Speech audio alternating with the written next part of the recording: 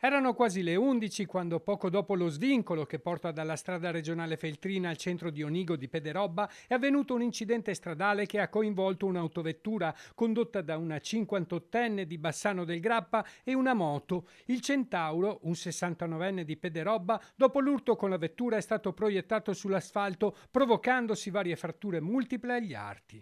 Sul posto sono intervenute un'ambulanza di Valdobbiadene e un'automedica di Pieve del Grappa con medico e 3 infermieri. A dare una mano è arrivato anche l'equipaggio dell'elicottero del SUEM di Treviso. Il personale ha stabilizzato il Centauro sul posto, trasferendolo poi al pronto soccorso di Montebelluna. Le sue condizioni sarebbero di media gravità, l'uomo si trova comunque in prognosi riservata. Questo tratto di strada è famigerato per la sua pericolosità. Gli incidenti avvenuti in passato, anche con esito mortale, preoccupano e allarmano sempre più residenti e pendolari che quotidianamente percorrono la regionale 348.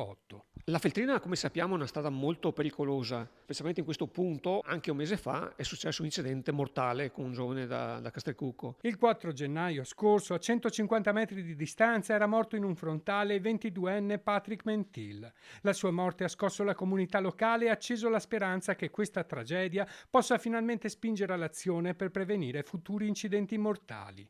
Le richieste di interventi per rendere questa strada più sicura sono state numerose nel corso degli anni, ma finora non sono state accolte. Il traffico è molto importante, molto consistente e la soluzione sarebbe questa benedetta rotonda, che sono anni che ne parlano, la quale secondo me potrebbe risolvere il problema. Il sindaco di Pederobba, Marco Turato, ha scritto a Veneto Strade e alla Regione Veneto per chiedere ancora una volta un intervento urgente per la messa in sicurezza della bretella di uscita per Onigo e immissione sulla strada regionale. Stiamo raccogliendo le firme per chiedere alla Regione Veneto, assieme a Veneto Strade, che intervengano in maniera urgente con la realizzazione di una rotonda per evitare tragedie che si sono verificate in questi giorni in un tratto maledetto della strada Feltrina.